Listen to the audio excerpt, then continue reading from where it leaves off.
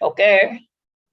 Jadi yang terakhir kita membahas tentang decretive will, perceptive will, permissive will. Semuanya itu adalah dalam kedaulatan rencana Allah yang sempurnanya. Ya, manusia-manusia pinter ini bikin istilah macam-macam lah. Kalau manusia yang sederhana ya semua ya kedaulatan Allah. Mau entah perseptif, permisif, ya dekretif, semuanya ada dalam penetapan yang sempurna. Dan itu juga menyangkut suatu tujuan yang jelas. Allah berencana itu bukan main-main dan bukan kelinci percobaan. Ya, sekali lagi, Allah tidak membuat rencana seperti kelinci percobaan. Tak coba deh buat manusia model gini jadinya kayak apa? Gua kemen tahu. Tahu-tahu kok nyelonong manusia ini yang gua ciptakan ini kok ternyata tidak nurut dengan kemauan saya. Wah, uji cobanya gagal. Ya, ini dianggap sebagai uji coba aja. Lalu ada rencana cadangan. Ya, ada yang buat teori Allah itu punya rencana itu ada alternatif A, ada alternatif B, ada alternatif C.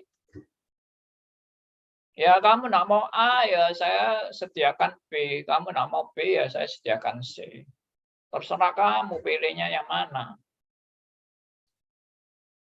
Jadi juga teori misalnya jodoh.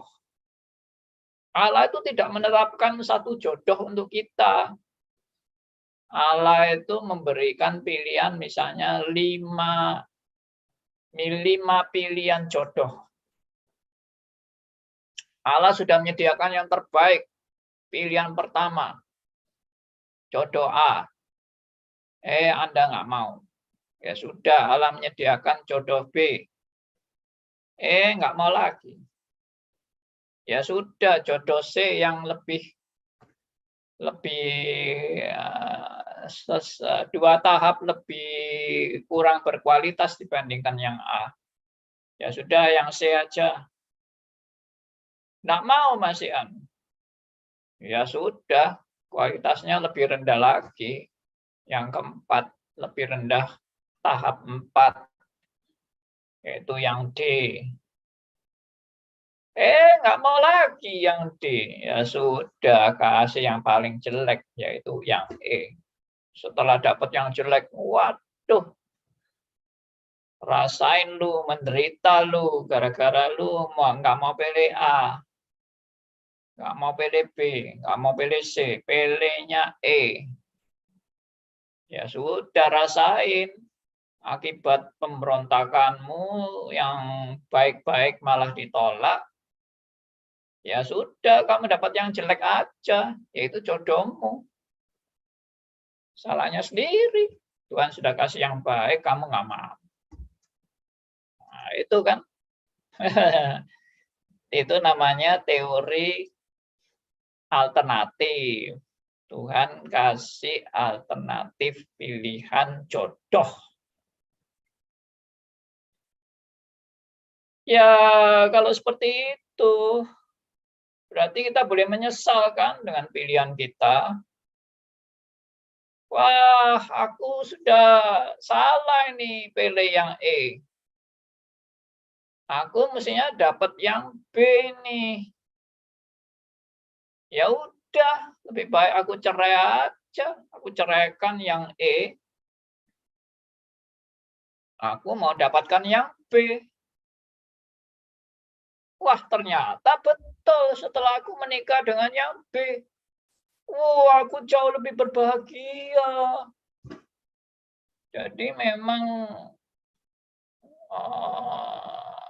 apa ini, pilihanku yang E itu salah. Mestinya aku dari dulu sudah ikut yang B. Jadi terserah manusia lah. Tuhan hanya menyediakan pilihan-pilihan gitu loh. Demikian juga dengan manusia berdosa. Adam dan Hawa dikasih pilihan, you mau taat atau you mau tidak taat, terserah you. Kalau you mau taat, ya sudah, kamu berbahagia selamanya di Taman Eden. Kamu sampai tua ya di Taman Eden. Ya sampai akhirnya, ya sudah, berbahagia selama-lamanya di Taman Eden. Itu kalau kamu nurut. Tapi kalau kamu tidak nurut, ya sudah, kamu menderita. Kamu sengsara, kamu dihukum, kamu menuju pada kebinasaan, tapi aku masih kasihan sama kamu. Kamu tak sediakan Kristus turun ke dunia sebagai cadangan. Kalau kamu pilih yang tidak setia. Tapi kalau kamu pilih setia, ya Kristusnya nggak jadi datang. Kalau kamu pilih nggak setia, baru Kristus datang. Jadi Kristus datang atau enggak tergantung dari ya pilihanmu. Kamu setia, Kristus nggak perlu datang. Kamu nggak setia, berarti Kristus terpaksa jadi cadangan, harus dikeluarkan, dimainkan. Jadi Kristus itu cuma sebagai cadangan aja. Jadi kalau misalnya tidak jadi jatuh dalam dosa, ya Kristus happy-happy aja di surga, tidak perlu menderita. Ya. Jadi Kristus datang atau tidak tergantung siapa? Ya tergantung pilihan manusia.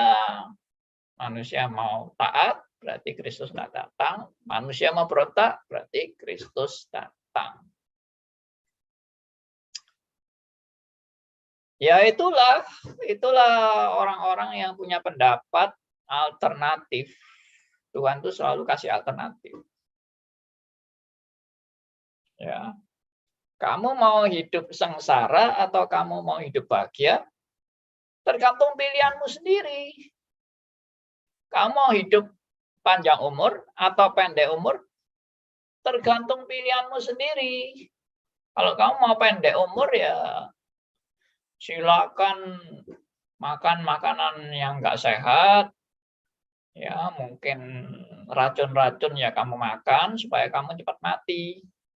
Umurmu pendek. Tapi kalau kamu mau sehat, ya makan sehat-sehat, makan yang sehat-sehat supaya umurmu panjang. Jadi tergantung pilihanmu. Kamu mau umur panjang, mau umur pendek, tergantung dari kamu, bukan dari Tuhan. Tuhan itu cuma kasih alternatif aja. Jadi tadi mau di Taman Eden itu mau Yesus datang atau tidak datang, tergantung manusia. Kamu mau pilih jodoh yang nomor 1 yang terbaik atau nomor 5 yang terjelek, ya tergantung pilihanmu sendiri. Kamu mau hidup bisa kaya, makmur, atau kamu mau hidup miskin, ya itu juga pilihanmu sendiri. Kamu mau hidup sehat, panjang umur, atau kamu mau hidup nggak sehat, umur pendek, sakit-sakitan, ya tergantung pilihanmu sendiri. Semua itu tergantung pilihanmu sendiri. Allah cuma menawarkan aja. Ya, itu doktrin yang boleh saya katakan itu doktrin amburadul. Allah yang amburadul. Allah yang tidak punya planning apa-apa. Dan Allah yang cuma menyediakan alternatif-alternatif tergantung pilihan kita. Ya, apalagi kalau pahamnya paham ditambah lagi dengan paham Arminianisme. Kamu mau selamat atau enggak selamat ya tergantung pilihanmu sendiri. Mau selamat ya terima Yesus, mau enggak selamat ya enggak usah terima Yesus. Kan kebebasan kamu mau pilih selamat atau tidak selamat, itu pilihanmu. Ya, saya baru mengupload video tentang irresistible grace. Anugerah yang tidak dapat ditolak. Tapi bagi Arminianism, siapa bilang anugerah nggak bisa ditolak? Saya sanggup menolak anugerah Allah.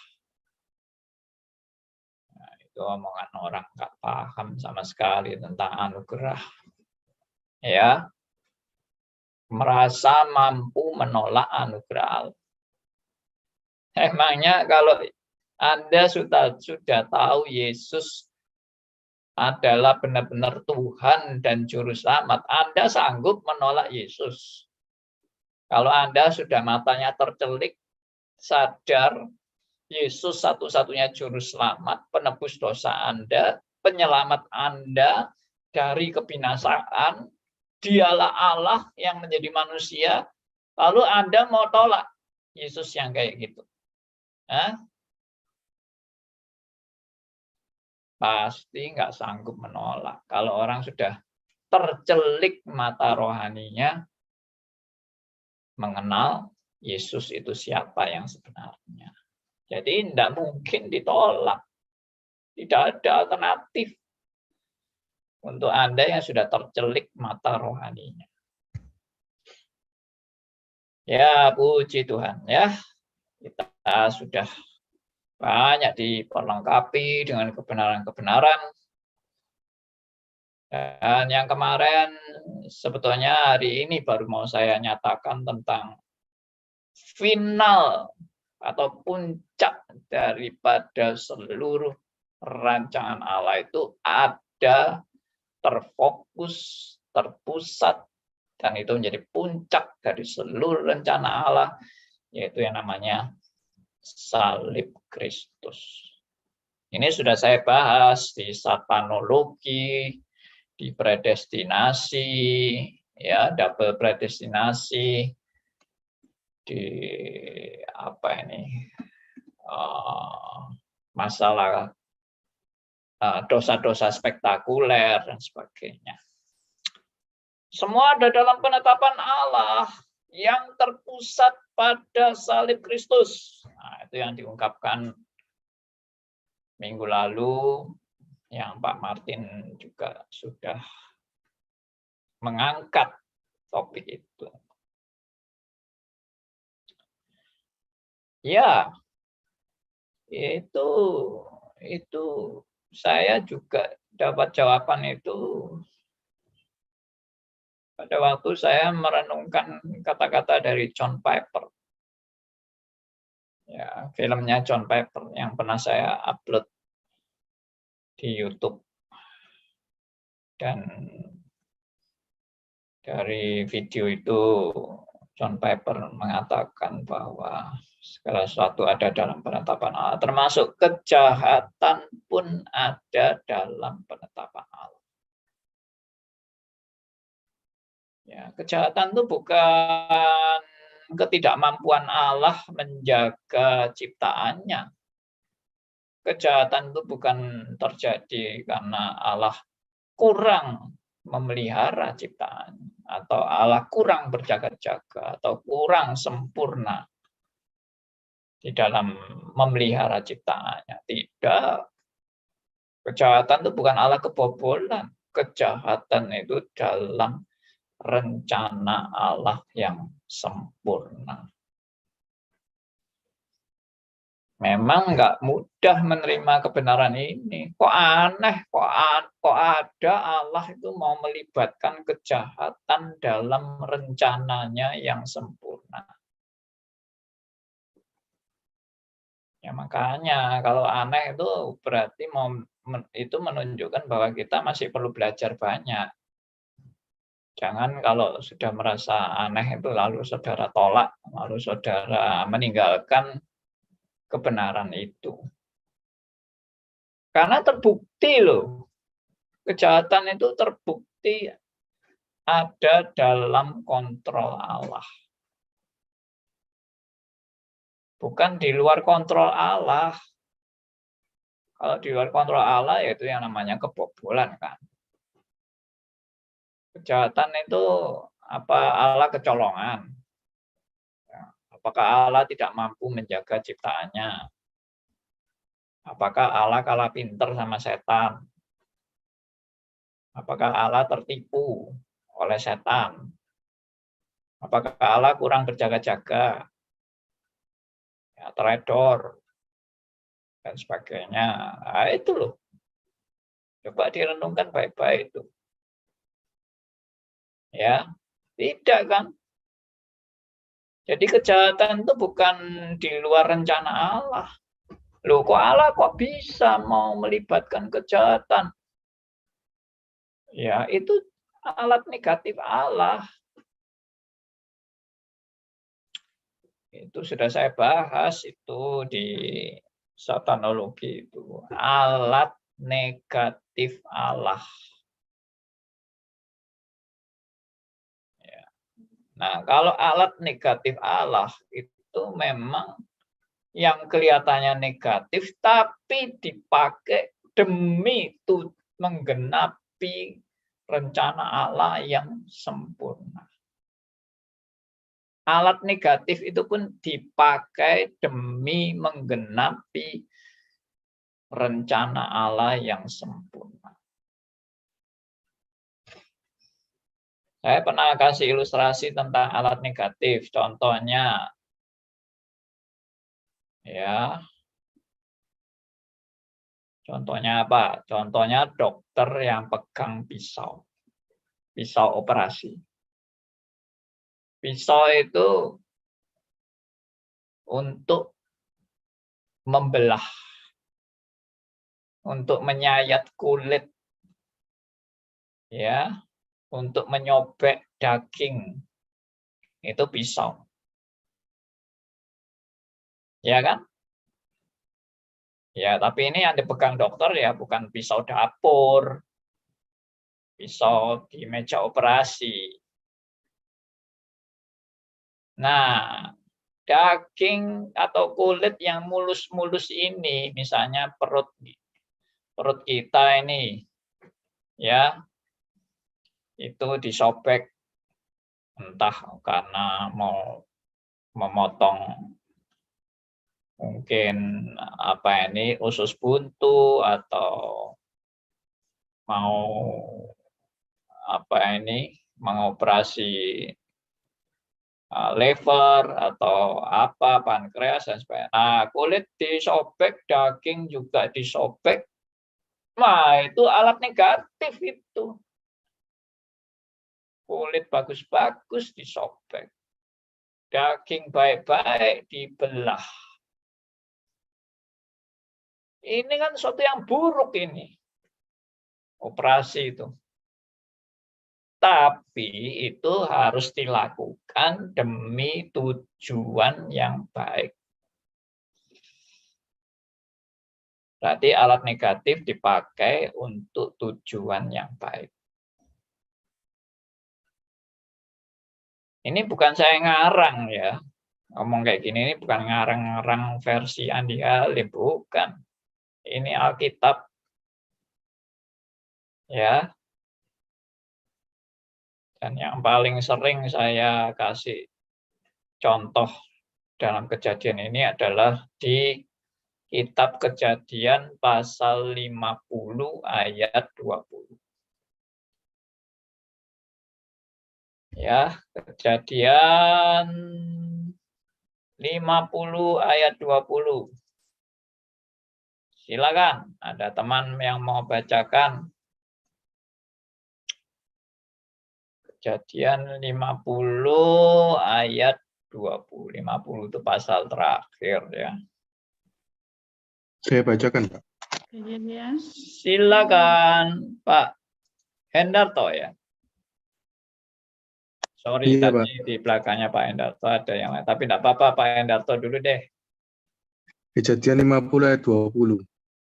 Memang kamu telah mereka-rekakan yang jahat terhadap aku, tetapi Allah telah mereka-rekakannya untuk kebaikan, dengan maksud melakukan seperti yang terjadi sekarang ini, yakni memelihara hidup suatu bangsa yang besar. Yes.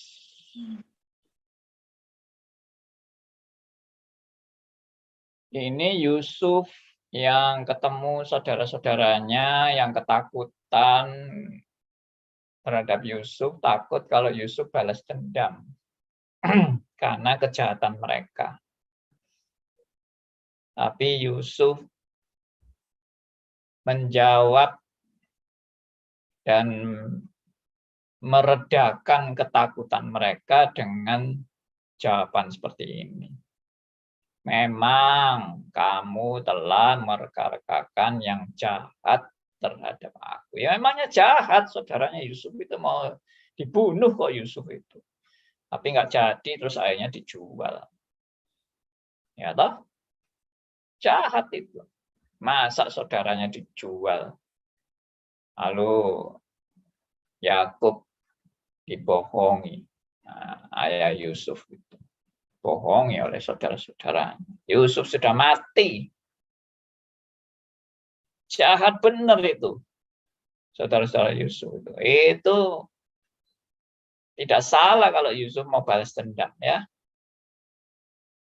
Balas disiksa, saudara-saudara yang disiksa, dijadikan budak atau dipenjara atau bagaimana. Tapi ternyata Yusuf punya pandangan yang luar biasa sekali. Ya, kamu telah mereka-rekakan yang jahat terhadap aku, tetapi Allah telah mereka-rekakannya untuk kebaikan. Dengan kata lain, doktrinnya Yusuf ini doktrin apa ini? Ini doktrin yang mengakui kedaulatan Allah di atas kejahatan. Doktrin yang juga menunjukkan bahwa kejahatan pun ada di dalam kontrol Allah. Ada di dalam kendali Allah. Kejahatan itu tidak liar dan tidak terjadi sebebas-bebasnya sakarepe dhewe di luar kontrol Allah. No. Kejahatan pun ada di dalam kontrol Allah. Saudara Yusuf punya keinginan yang jahat, mau membunuh Yusuf, akhirnya dijual Yusuf untuk dijadikan budak. Itu kejahatan daripada Yusuf. Tapi Allah memakai semua kejahatan itu untuk menggenapi rencananya. Yaitu untuk kebaikan. Kebaikan siapa? Kebaikan Yusuf pribadi. Tidak. Yusuf tidak GR dan tidak mengatakan Allah telah mereka-rekakannya untuk kebaikan bagi kepentinganku. Supaya aku akhirnya menjadi raja yang berkuasa dan kamu akan kujadikan budak-budakku. Yusuf tidak ngomong gitu. Yusuf punya satu pandangan yang sangat luas. Dia mengatakan, tetapi Allah telah mereka-rekakannya untuk kebaikan.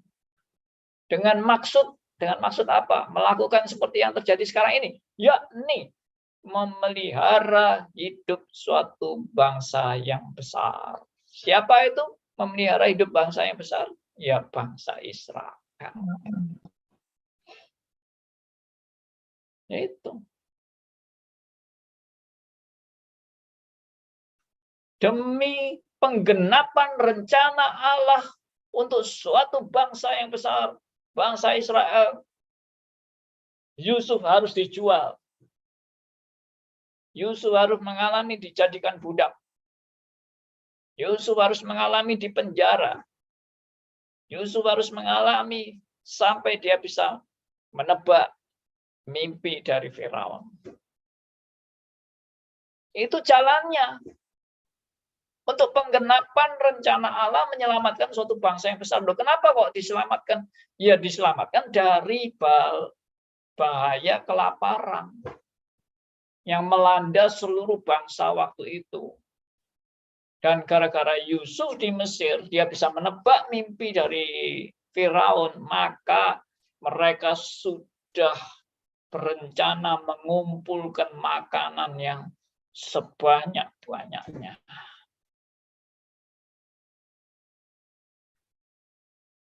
Berkelimpahanlah ya perbekalan makanan di Mesir pada waktu itu di masa kelaparan yang melanda seluruh negara dan banyak orang mati. Nah, kalau saudara-saudara Yusuf itu tidak ketemu Yusuf, mereka bisa ditolak untuk minta makanan. Tidak diberi. Dan mereka akan kelaparan dan mereka akan mati. Semua saudara Yusuf itu. Padahal itu menjadi cikal bakal suatu bangsa yang besar, yaitu bangsa Israel. Bangsa Yahudi. Nah, jalannya bagaimana? Jalannya Yusuf harus dijual. Bagaimana dijual? Melalui kejahatan saudara Yusuf. Tapi apakah kalau begitu kita bisa menyimpulkan bahwa kejahatan saudara Yusuf itu adalah benar? Mereka tidak bersalah? Tidak. Itu tetap tidak benar. Itu tetap suatu kejahatan. Karena itu Yusuf tidak pernah bilang bahwa mereka itu nggak jahat. Jahat mereka itu. Tapi Allah berkuasa di atas kejahatan. Itu. Ya. Nah, yang kita sudah bahas sampai pada puncaknya itu, kenapa manusia jatuh dalam dosa? Itu yang kemarin kita bahas. Yang kemudian Pak Martin yang kasih topik ya, di balik semua dosa itu ada salib. Dan Pak Darmius bilang, wah ini jawaban yang betul-betul tuntas itu salib itu. Iya, memang semua itu pusatnya adalah salib. Kita sudah pernah membahas itu semua sebelum topik ini. Ya, karena topik kita kan memang bukan topik membahas itu sebetulnya. Tapi ya memang harus, kalau sudah bicara kedaulatan Allah dan kejatuhan manusia dalam dosa, ya nggak ada yang lain kecuali memang salib itulah yang menjadi pusat dari seluruh rencana Allah. Jadi bukan manusia sudah jatuh dalam dosa baru Allah mikir-mikir jalan keluarnya. Akhirnya ditemukanlah jalan salib. Itu baru terpikir setelah manusia jatuh dalam dosa. Tidak. Salib itu bukan cadangan. Salib itu rancangan Allah yang paling utama. Sebelum manusia jatuh dalam dosa, Allah sudah menetapkan salib sebagai pusat dari seluruh rencana Allah. Ya, mungkin masih ada yang tanya lagi, loh, kenapa Pak kok harus salib yang jadi pusat? Ya, saya seringkali kasih jawaban yang sebetulnya sangat sederhana, simpel, tapi sangat mudah untuk dimengerti. Ya, saya jawab begini. Seandainya tidak ada salib, bukan lalu jawabannya, seandainya tidak ada salib, semua manusia binasa. Enggak. Saya enggak jawab gitu. Seandainya tidak ada salib, maka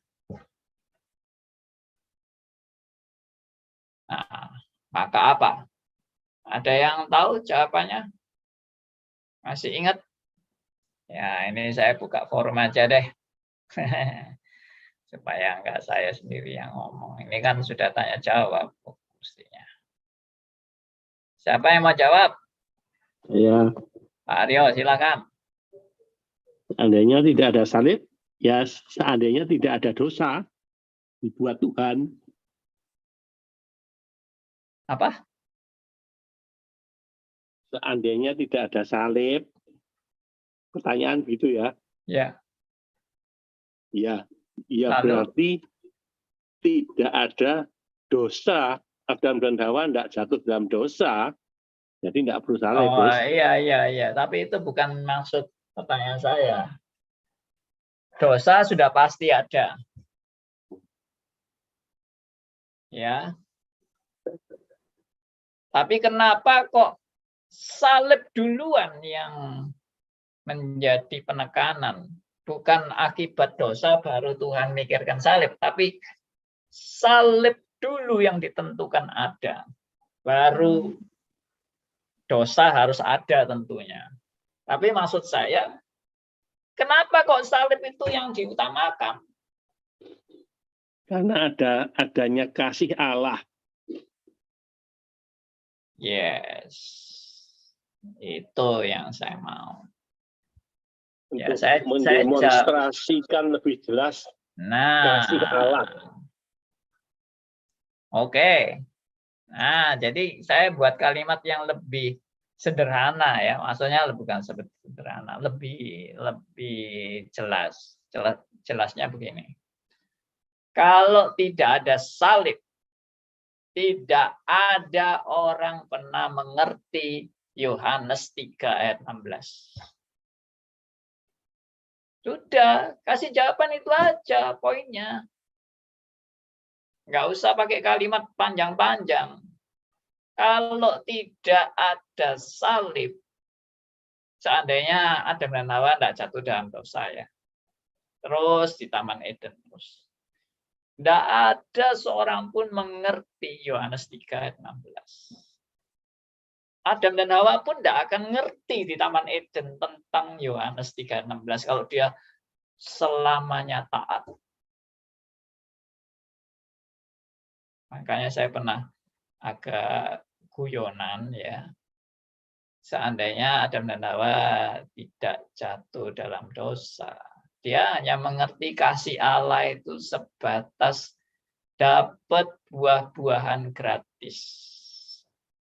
Bisa makan enak-enak di Taman Eden dan bermain-main terus di Taman Eden sambil bergurau dengan binatang-binatang yang lucu-lucu di Taman Eden. Ya sebatas itu aja pengertian Adam dan Hawa tentang kasih Allah, tapi tentang namanya pengorbanan Kristus, yang namanya suatu suatu kasih yang begitu besar dan luar biasa.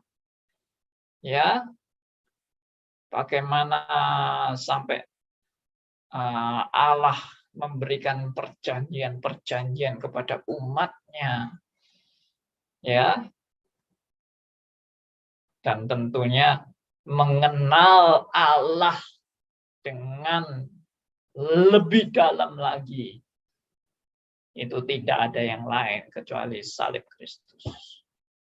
Tidak mungkin bisa mengenal Allah lebih dalam lagi kalau tidak ada salib Kristus.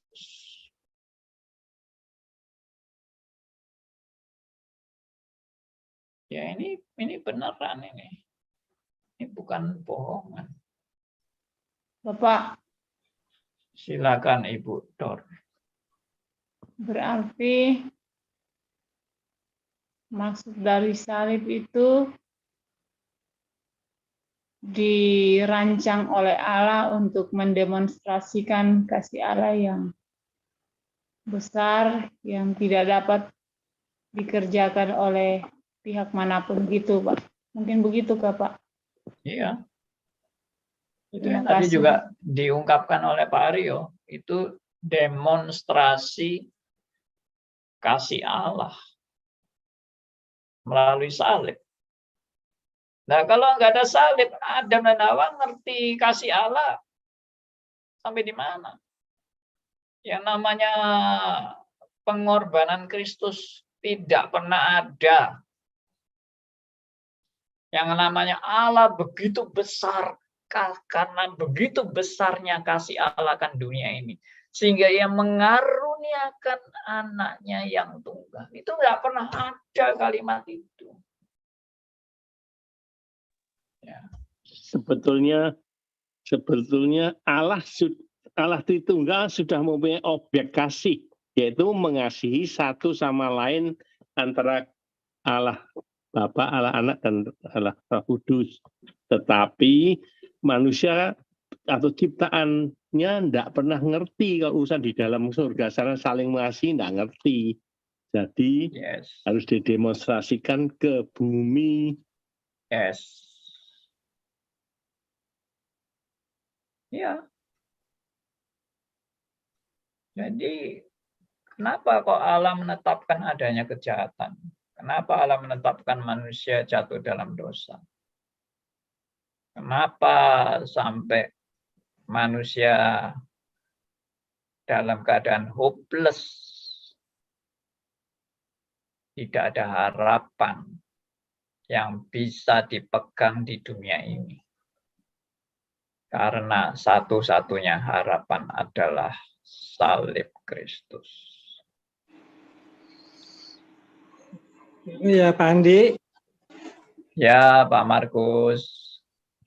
Wah, iya ini kok bicara mengenai salib ini juga saya jadi baru paham, Pak. Karena sebelumnya beberapa tahun yang lalu saya pernah punya pikiran kok pikiran yang jahat, gaya Allah atau ingin menghakimi Allah. Bodoh sekali saya waktu itu. Sekarang saya baru paham, karena saya dulu pernah punya pikiran jahat begini, Pak. Mencurigai Allah kok.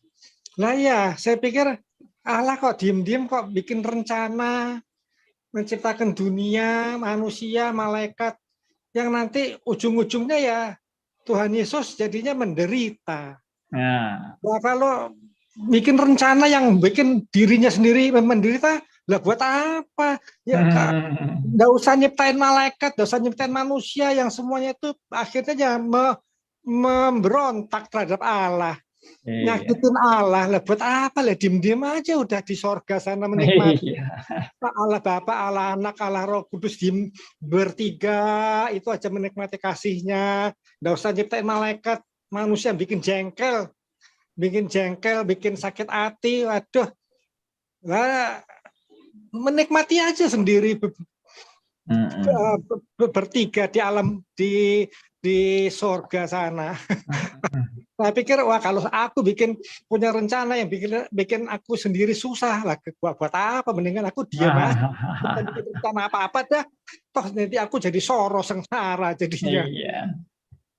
Benar. Gitu, Pak. Aduh, saya minta ampun sama Tuhan, minta ampun Tuhan, saya kok punya pikiran jahat begitu, mencurigai Allah, kok ingin menghakimi Allah. Aduh, saya pikir ngaku ini ciptaan kok mau debat sama si sang pencipta itu loh. Aku ini siapa? Penciptaan kok mau debat-debat itu loh. Kok kurang ajarin temen loh. Iya, betul. Itu tadi. Ya.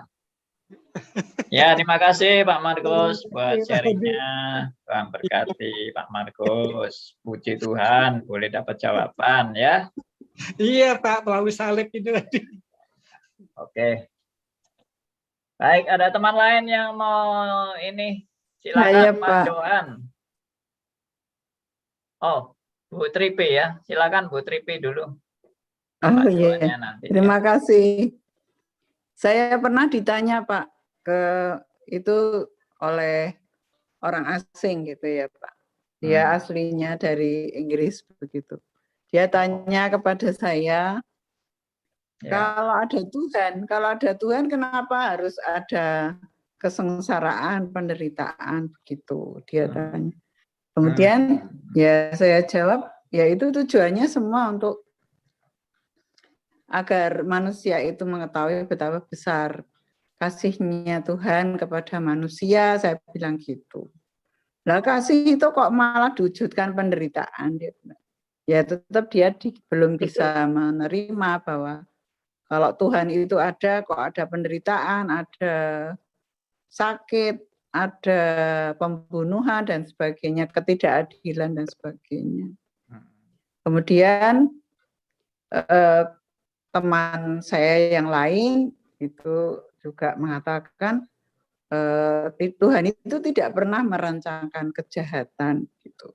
Kemudian saya mengatakan, lah kok kalau Tuhan itu tidak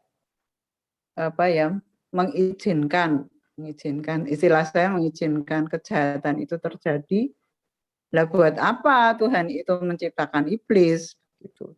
Iblis kan sering menggoda manusia untuk berbuat yang tidak baik, tidak benar. Nah, dia tetap bertahan, tidak, itu keegoisan manusia sehingga itu terjadi kejahatan dan sebagainya. Dia tidak mau mendekat pada Tuhan dan sebagainya. Tapi karena saya berbeda iman dengan beliau-beliau ini, maka saya tidak menyebutkan bahwa finish atau tujuan Tuhan itu adalah salib Kristus itu, karena berbeda iman itu saja, Pak. Demikian kesaksian saya. Terima kasih, Pak Pendeta. Oh ya, terima kasih Bu Triti untuk saksiannya ya. Ya memang kalau orang tidak memahami kebenaran atau tidak menerima Yesus sebagai Tuhan dan Juru Selamat, ya memang nggak mungkin ngerti. Oke, silakan Pak Johan tadi mau bicara. Mic-nya. Yes. Ya, terima kasih Pak Andi, malam semua. Makasih. Saya masih belum paham tentang yang kemarin ada dibilang disinggung tentang faktor X. Itu yang menyebabkan manusia jatuh dalam dosa, itu ya maksudnya faktor X-nya ya Pak Andi. Iya. Itu berarti salibnya ya, salib atau ketetapan Allah. Ya semualah. Semua, oke. Terus ini masih belum paham tentang ciptaan malaikat yang ada dua jenis malaikat. Satu tidak bisa jatuh, satu bisa jatuh dalam dosa. Ya. Satu karena dicipta dia tetap setia sampai selama-lamanya. Ya. Apakah itu ciptaan yang sudah tua? Kalau yang jatuh itu ciptaan yang masih muda. Itu mungkin asumsi yang liar ya. Tapi kenapa ya Tuhan menciptakan manusia malaikat itu bisa jatuh dalam dosa? Kenapa gak sekalian manusia juga diciptakan supaya tidak bisa jatuh dalam dosa, tahan godaan? Jadi Allah tidak perlu repot-repot harus menebus manusia, harus mati di atas kayu salib. Itu memang bukti kasih karena Allah mengasihi. Tapi kenapa harus repot-repot? Bisakah Allah menciptakan manusia Adam yang tidak bisa jatuh, yang tahan godaan terhadap iblis? Itu maksud pertanyaan saya Pak Andi. Terus yang mengenai ciptaan malaikat yang ada dua jenis, itu adakah ayat referensi mengenai ciptaan yang dua jenis malaikat itu Pak Andi? Saya belum ketemu ayatnya referensi, jadi saya masih belum paham Pak Andi. Terima kasih Pak Andi untuk pencerahannya. Baik. Saya begini Pak Johan, jadi kita itu harus menangkap rencana Allah itu secara komprehensif. Maksudnya komprehensif itu rencana Allah itu bukan terputus-putus. Satu, lalu terpisah lagi, satu lagi, lalu terpisah lagi, satu lagi, tidak. Rencana Allah itu satu kesatuan yang utuh. Istilahnya itu kalau dalam bahasa kita sehari-hari, satu paket. rencana Allah itu satu paket. Jadi kalau Bapak Johan mengerti perbagian-perbagian, maka itu akan menjadi kacau. Pikiran kita itu akan kacau karena tidak melihat seutuhnya. Itu yang pertama. Lalu yang kedua, kita itu harus percaya benar bahwa rencana Allah yang satu paket itu atau yang seutuhnya atau istilahnya komprehensif itu adalah rencana yang paling sempurna. Jadi tidak ada, wah kok enggak begini aja rencana Allah misalnya. Kok enggak begitu aja rencana Allah. Kok enggak milih yang tanpa dosa aja supaya itu lebih bagus dan sebagainya. Itu yang tadi saya katakan, bahwa rencana Allah itu yang paling sempurna dan tidak ada alternatif. Jadi misalnya enggak, kalau kita kan mikirnya, wah mestinya begini aja atau mestinya begitu aja. Allah mestinya bisa yang tanpa dosa, mestinya itu lebih bagus. Nah, itu pikiran kita sebagai manusia yang terbatas. Dan kita manusia ini yang terbatas ini seringkali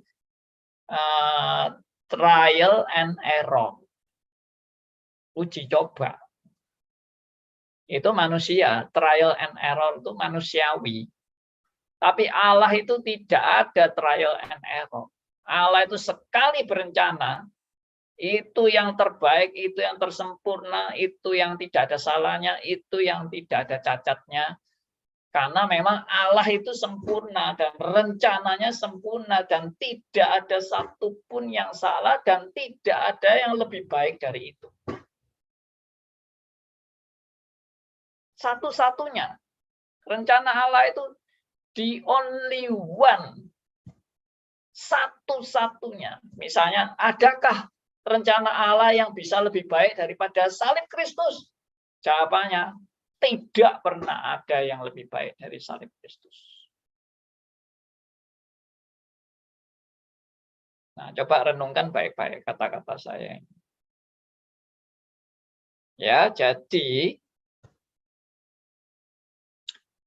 tadi saya sudah ungkapkan, termasuk minggu lalu, bahwa untuk manusia bisa mengenal kasih Allah yang begitu dalam, tidak ada jalan lain kecuali melalui salib. Tanpa melalui salib, manusia tidak akan pernah sampai pada pengenalan akan kasih Allah yang mau mengorbankan anaknya yang tunggal.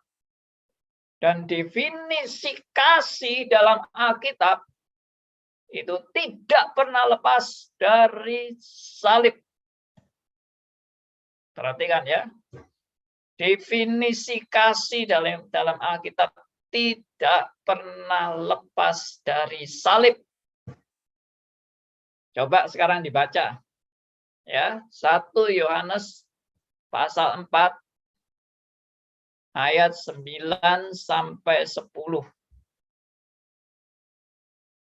Ya, 1 Yohanes pasal 4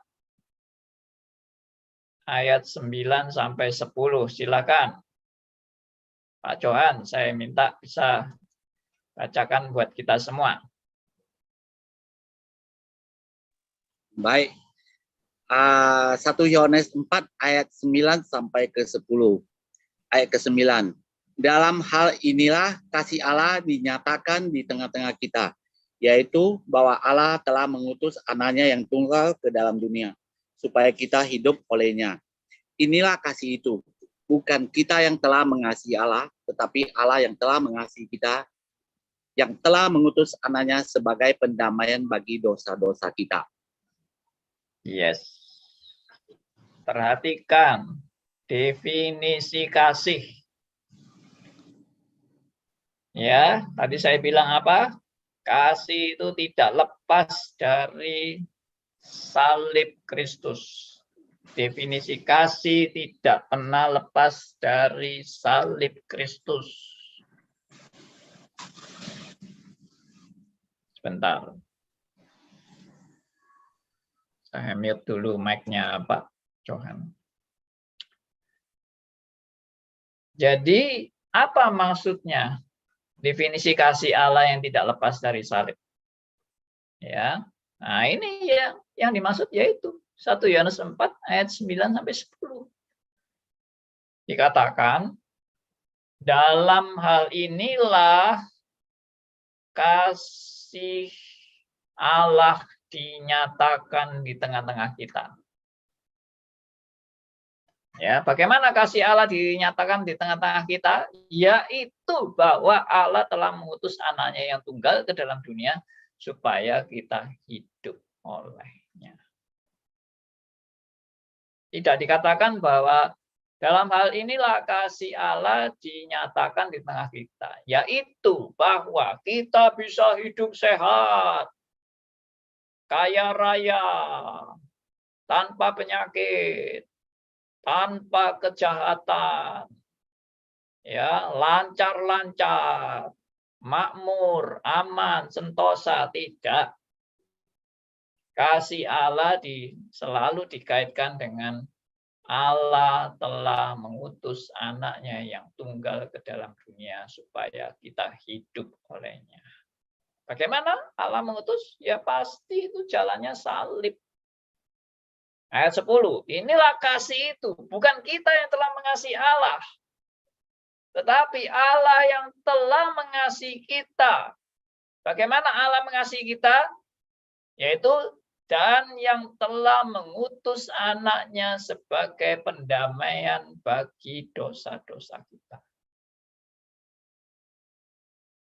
Allah mengasihi kita dengan apa? Bukan dengan kita kasih kita kesehatan, kelancaran, dagang sukses, anak banyak, cucu banyak, ya, dan kaya raya, apa segala macam. Tidak.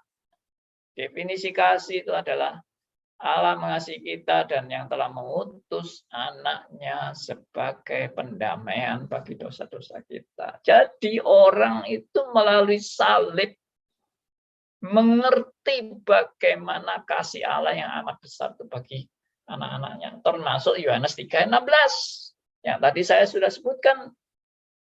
Ya. Karena begitu besar kasih Allah akan dunia ini sehingga dia mengaruniakan anaknya tunggal. Itu. Supaya barang siapa yang percaya kepadanya tidak binasa melainkan beroleh hidup yang kekal. Tapi intinya itu salib. Oke, lalu pertanyaan berikut tadi kan kenapa kok Tuhan menciptakan malaikat yang bisa jatuh dan tidak bisa jatuh? Apakah malaikat yang bisa jatuh itu lebih muda? Tidak ada kata-kata bahwa itu lebih muda atau lebih tua, tidak ada juga. Kenapa kok sampai direncanakan jatuh? Ya karena salib. Kalau tidak ada yang namanya iblis, malaikat yang jatuh, ya tidak perlu salib. Ya, tapi salib ini karena salib ini adalah rencana Allah yang menjadi pusat, maka mau tidak mau harus terjadi kejahatan.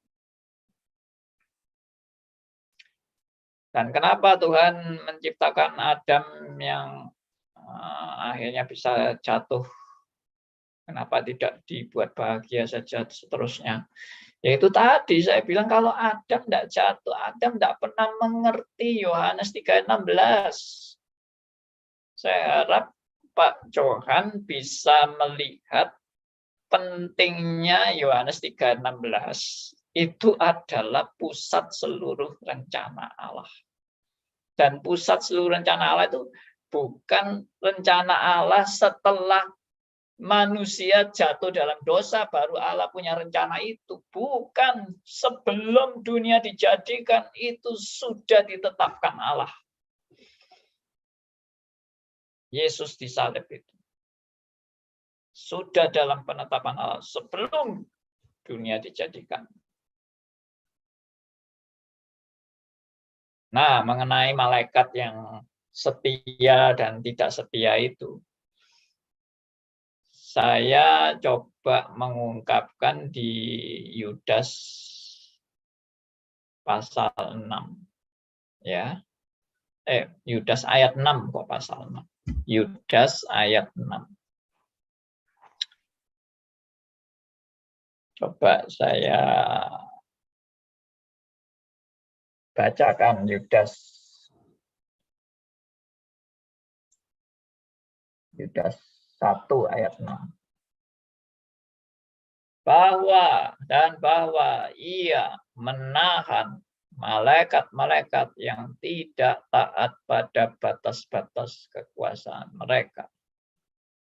Perhatikan, ada malaikat-malaikat yang tidak taat pada batas-batas kekuasaan mereka. Tetapi yang meninggalkan tempat kediaman mereka, meninggalkan tempat kediaman mereka dengan belenggu abadi di dalam dunia kekelaman sampai penghakiman pada hari besar. Ini semua ada dalam penetapan Allah. Ada malaikat-malaikat yang tidak taat. Kalau dikatakan malaikat-malaikat yang tidak taat, berarti ada malaikat yang taat. Iya kan? Dan itu juga dicatat dalam Alkitab. Ada malaikat yang tetap taat seterusnya. Seperti ya Gibrael, lalu Michael, Mikael, dan beberapa dan lain-lain yang saya juga tidak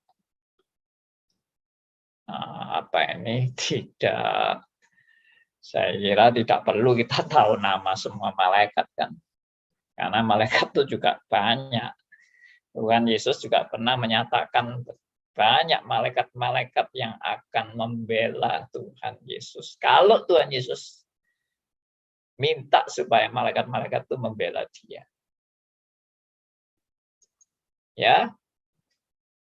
Jadi memang ada malaikat yang memberontak, ada malaikat yang tidak memberontak.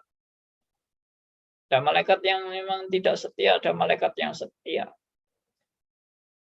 Semua ada di dalam kedaulatan dan kontrol Allah. Ya, harap Pak Johan pelan-pelan deh memahami hal ini. Saya bergumul 7 tahun, Pak. Benar nih, saya bergumulnya 7 tahun. Pak Johan mau bergumul 1-2 jam. Ya nggak bisa, Pak. Perlu waktu untuk membahas, perlu waktu untuk merenungkan. Perlu juga minta hikmat bijaksana Tuhan. Memahami kebenaran-kebenaran yang luar biasa ini. Tidak mudah untuk diterima atau ditangkap, dipahami. Ya. Oke, Pak Johan masih mau bicara. Pak Andi, jadi saya punya kesimpulannya itu faktor X-nya itu will dari Tuhan. Will of God itu yang di kemarin Pak Andi katakan itu discerning will of God. Itulah kehendak Allah. Jadi kehendak Allah itu bukan kehendak manusia, karena kehendak manusia itu semua ciptaan itu menurut saya itu pasti tidak bisa bertahan tanpa ditopang. Pak Andi bilang tanpa ditopang terus-menerus pasti jatuh. Yeah. Jadi Allah itu menciptakan manusia, itu Allah sebelumnya juga sudah tahu bahwa manusia pasti jatuh dalam dosa. Itu Allah menciptakan karena begitu besar kasih Allah. Jadi itu adalah konsekuensi daripada kemauan kehendak Allah yang menciptakan manusia. Jadi Allah juga harus bertanggung jawab. Jadi Allah juga harus menebus kejatuhan manusia untuk sesuai dalam rencananya. Jadi itu faktor X-nya itu will menurut saya, Pak Andi. Jika kurang tepat boleh. Jadi boleh Pak Andi kasih komen lagi, karena faktor X itulah pertama will. Jadi faktor untuk salib itu mungkin di belakangnya itu adalah konsekuensi yang harus dilakukan. Jadi tidak bisa tidak. Allah tidak bisa tidak menembus, karena itu konsekuensi dari kemauan Allah sendiri untuk mencipta manusia. Jadi itu akibatnya yang harus ditanggung. Jadi Allah adil, dia menanggung semua itu, karena itu ulah Allah sendiri kan. Jadi orang tak mengerti bahwa Allah itu menetapkan dosa, padahal bukan. Konsekuensi dari kejatuhan itu pasti. Jadi di luar Allah, bukan karena Allah yang menetapkan, tapi Allah mengizinkan. Itu saya bisa lebih menerima, Pak Andi. Ya, mohon pencerahan. Terima kasih. Oke, Pak. Saya harap Bapak pelan-pelan aja memahami kebenaran ini. Jangan minta jawaban-jawaban instan yang langsung menuntaskan seluruh pengertian Bapak. Yaitu saya sudah minta Bapak Johan coba dengarkan satanologi itu pelan-pelan sampai tuntas. Kemudian belajar juga double predestinasi. Itu berapa sesi ya, saya lupa itu, double predestinasi itu. Jadi Bapak sebagai rekan yang baru terlibat dalam diskusi-diskusi ini, memang saya anjurkan Bapak pelajari dulu. Kalau Bapak enggak pelajari dulu, nanti konflik terus dan akan memahami separuh-separuh. Oke, saya jawab singkat dari pertanyaan Pak Johan. Bahwa apa yang menjadi dasar semuanya itu. Saya tadi sudah katakan bahwa Allah itu sempurna. Jadi kalau Allah sempurna, rancangannya juga sempurna. Dan rancangan yang sempurna itu rancangan yang mempertimbangkan dari alfa sampai omega, mencakup alfa sampai omega, artinya keseluruhan seutuhnya. Ya, nanti Pak Johan harap menyimak poin-poin yang saya tekankan ini. Ya. Nanti videonya bisa diputar ulang. Kemudian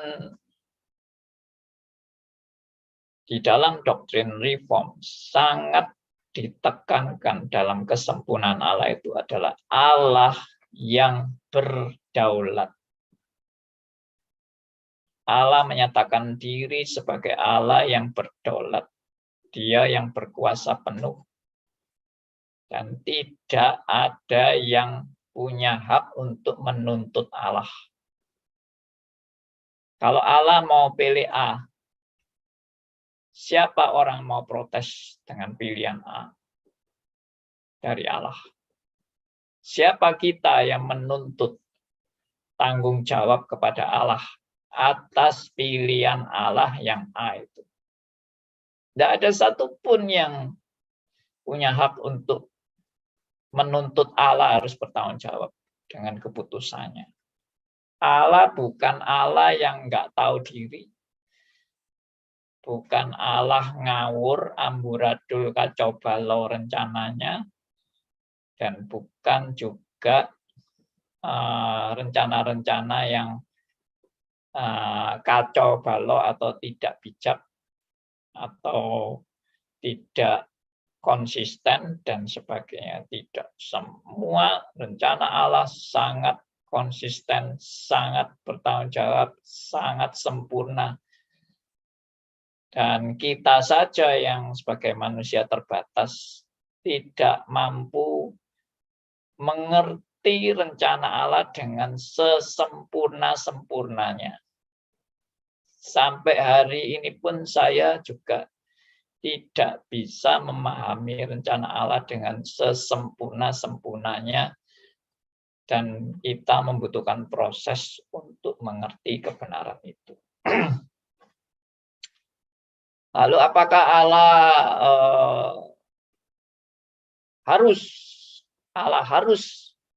Allah yang bikin gara-gara berdosa ini, Allah yang harus juga menanggung konsekuensi akibat gara-gara Allah?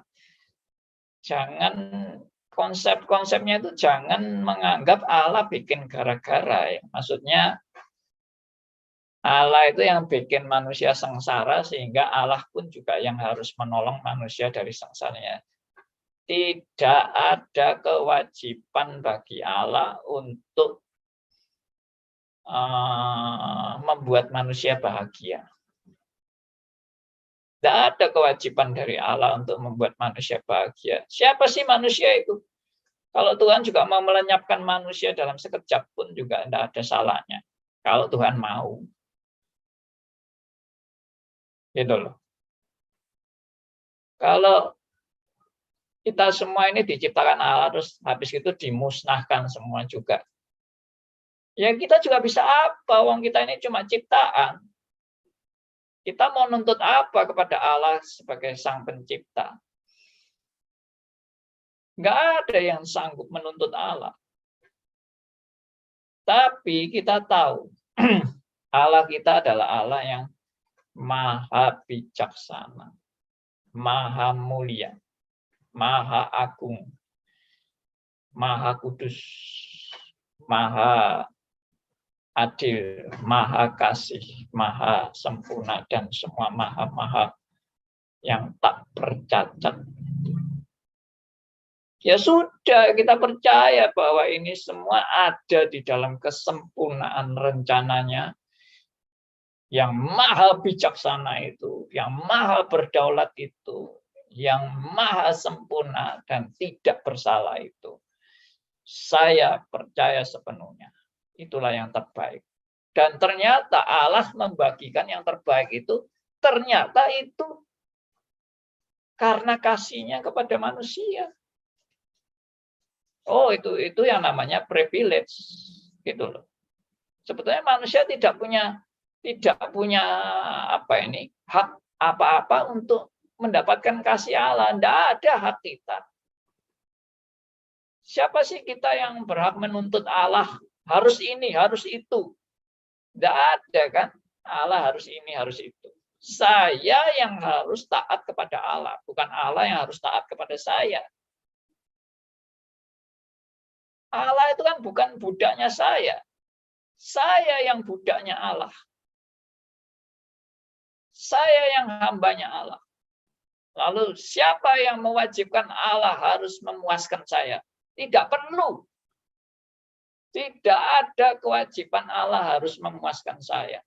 Saya yang wajib untuk melayani Tuhan dalam seumur hidup saya. Karena saya adalah hambanya. Saya adalah budaknya. Jadi seperti itu. Jadi jangan punya kesan, wah Allah harusnya begini. Karena dia sudah buat begini, Allah yang harus begitu. Tidak ada kata-kata seperti itu. Allah punya rencana yang tidak diatur oleh siapapun. Dan Allah tidak bergantung kepada kehendak manusia atau pikiran manusia atau tuntutan manusia atau harapan manusia. Tidak. Semua adalah dalam kebijakannya yang sempurna dan tak bercacat. Ya, itu. Oke, teman-teman lain, silakan. Ya, saya harap Pak Johan boleh mempelajari lagi dan merenungkan apa yang tadi saya sudah katakan. Jadi pelan-pelan ya. Itu harapan saya sih. Saya tadi sudah ungkapkan ya. Saya menggumuli kebenaran ini 7 tahun, Pak. Dan sampai hari ini saya terus bergumul tentang kebenaran-kebenaran ini yang Tuhan nyatakan dari hari ke hari dengan kebenaran-kebenaran yang makin lama makin dicelikan. Saya betul-betul menyadari bahwa saya sendiri juga diperbarui terus-menerus dalam pencerahan yang Tuhan nyatakan melalui firman-Nya. Jadi yang saya sharingkan ini semua bukan, oh saya sudah tahu ini dari dulu, oh ini sudah cuma saya mengulang-ulang saja. Tidak, ini juga suatu pergumulan-pergumulan saya.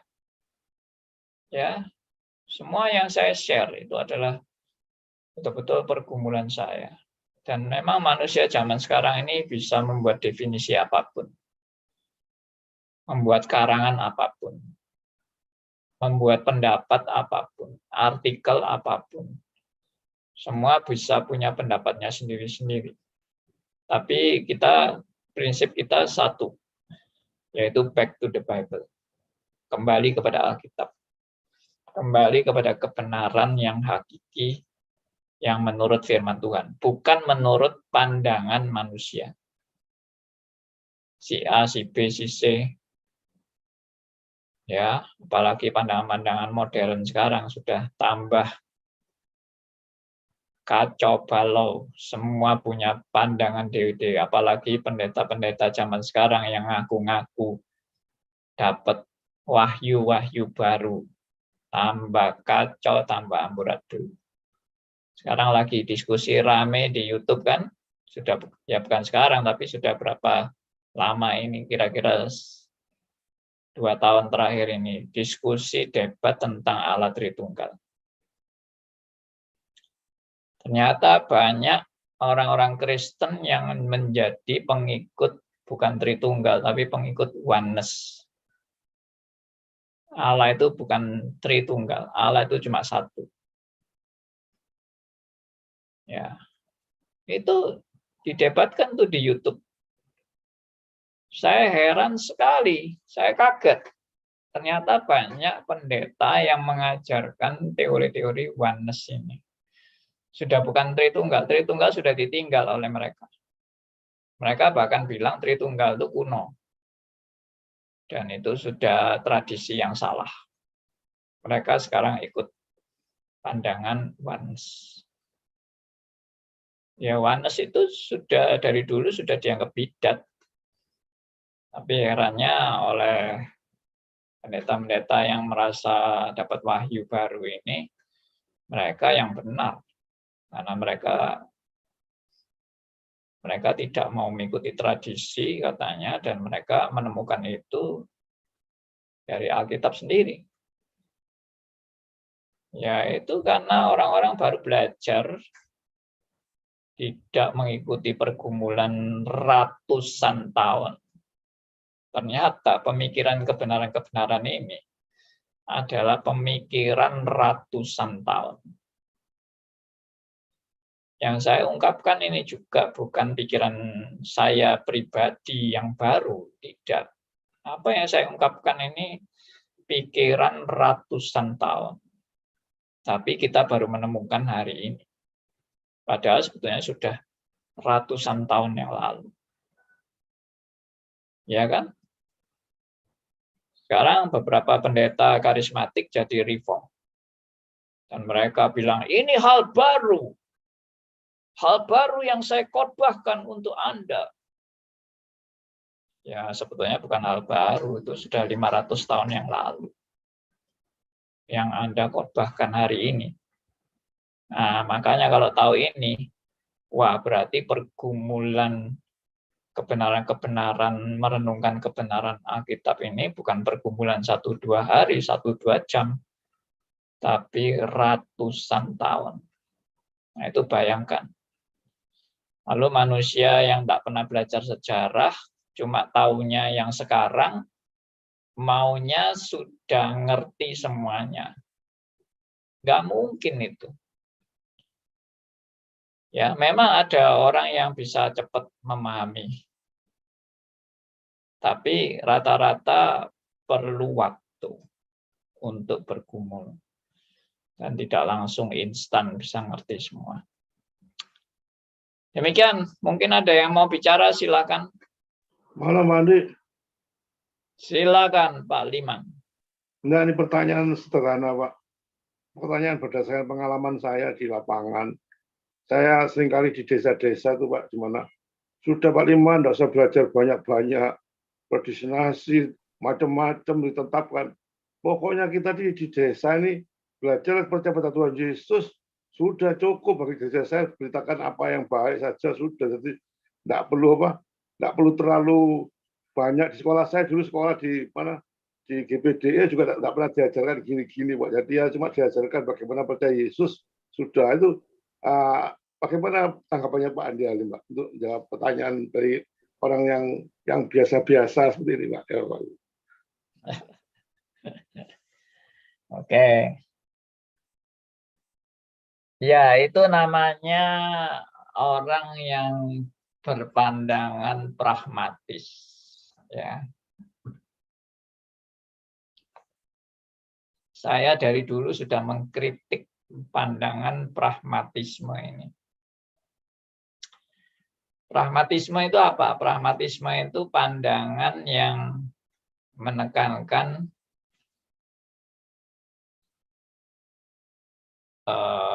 hidup yang baik. Hidup yang baik itu hidup yang praktis saja. Nah, itu sebetulnya praktis itu nggak salah. Praktis itu baik. Misalnya contohnya zaman kita sekarang, enak ya, misalnya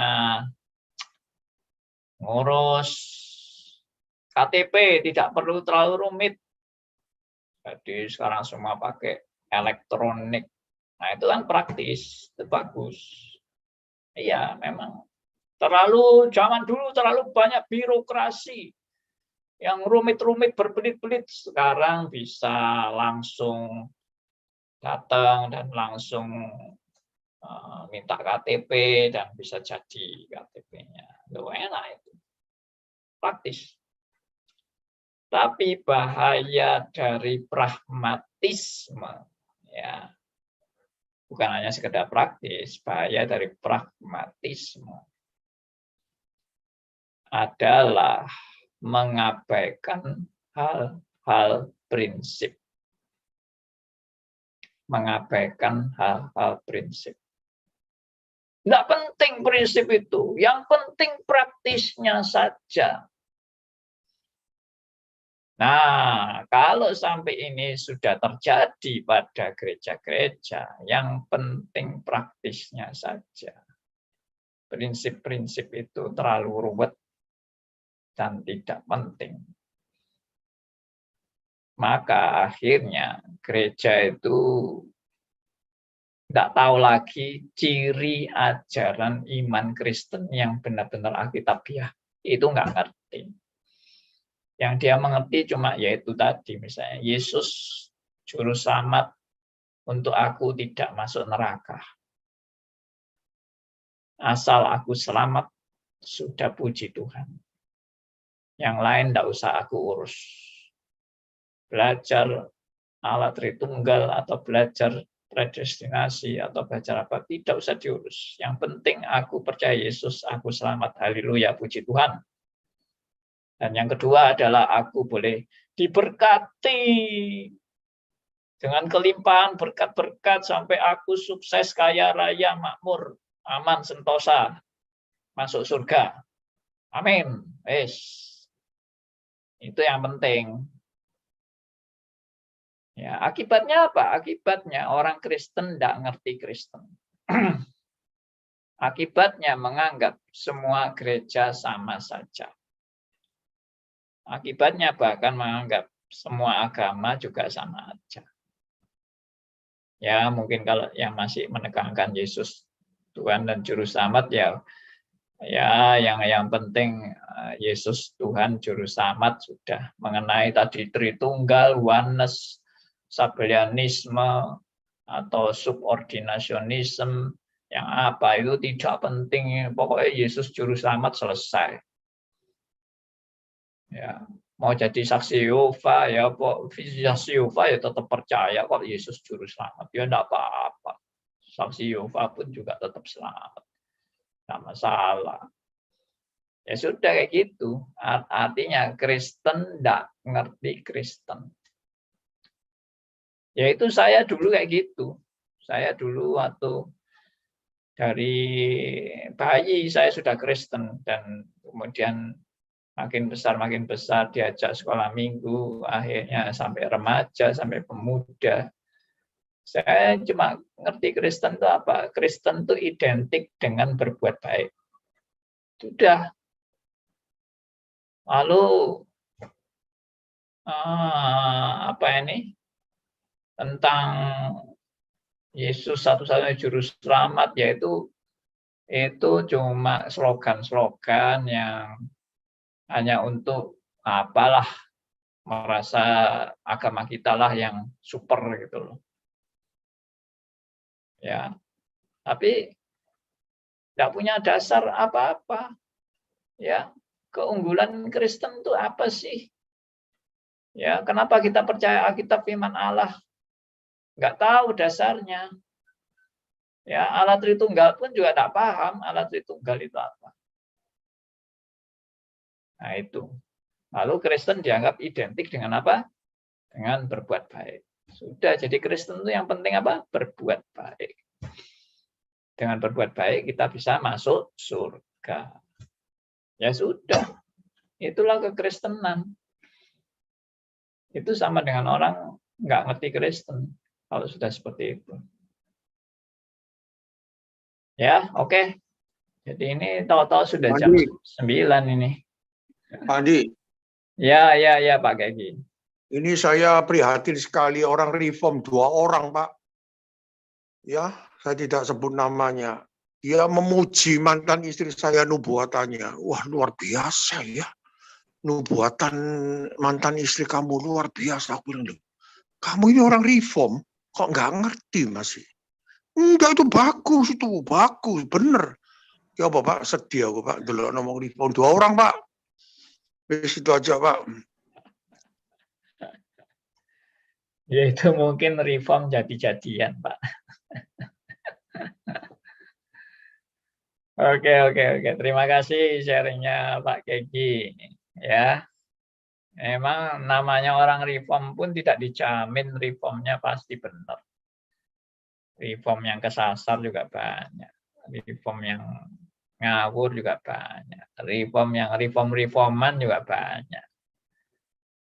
Ya sama lah Mas. Kristen juga gitu. Kristenan juga banyak. Oke. Kita hari ini bersyukur ya sudah mengakhiri. Meskipun mungkin ada yang masih nggak puas. Kayak Pak Johan itu mungkin masih belum puas, tak apa-apa, sabar aja. Itu tadi nasihat saya, belajar satanologi itu aja. Baik, saya boleh minta yang pimpin doa adalah Pak Wahyu Heru Lukito. Baik Pak. Ya, mari kita bisa pimpin doa. Baik, mari kita satu di dalam doa. Terpujilah Tuhan Allah Bapa Surgawi, kami memuji Tuhan atas kasih karunia-Mu, atas anugerah-Mu. Ya. Engkau yang berdaulat di dalam segala kehidupan kami, dalam segala tingkah laku perbuatan kami. Ya. Kami memuji Tuhan untuk kemurahan hikmat yang Tuhan anugerahkan melalui hamba-Mu Pak Pendeta Andi Halim, boleh memberikan pencerahan, mengajarkan kebenaran firman-Mu, untuk kami semakin menyadari bahwa kami yang lemah dan terbatas ini kami membutuhkan kasih-Mu yang juga tidak lepas dari penyaliban Kristus dalam kehidupan kami. Kami memuji Tuhan untuk bukti kasih-Mu melalui penyaliban Kristus, membuat kami boleh dibebaskan dari dosa maut dan kami diselamatkan, oleh anugerah-Mu dan boleh dipakai Tuhan menjadi alat-Mu Tuhan. Sekali lagi terima kasih Tuhan untuk kesaksian hidup, pengajaran dan juga apa yang telah Pak Andi sampaikan kepada kami sekaliannya, boleh menguatkan iman percaya kami, semakin diteguhkan belajar dan terus belajar mendekat kepada Allah sumber kebenaran. Sekali lagi terima kasih Tuhan. Kalau Tuhan memakai lagi Pak Andi dalam berbagai pengacaranya, yang berkati rencana ke depan, hamba mau mengambil waktu untuk cuti maupun dalam beraktivitas sama keluarga dan apapun yang dikerjakan sepanjang minggu depan, kami percayai Tuhan. Tuhan tetap bersama-sama kami, Tuhan. Baik, terima kasih dalam kebutuhan kami, dalam obrolan santai kami, berbincang-bincang kami untuk semakin mendekatkan, mengakrabkan kami dengan kenalan kami akan Yesus Kristus Tuhan, Juru Selamat penebus kami yang sejati. Demikian syukur dan sembahyang kami atas nama Yesus Tuhan. Kami sudah menaikkan syukur dan doa kami. Haleluya. Amin. Amin. Terima kasih Pak Wahyu.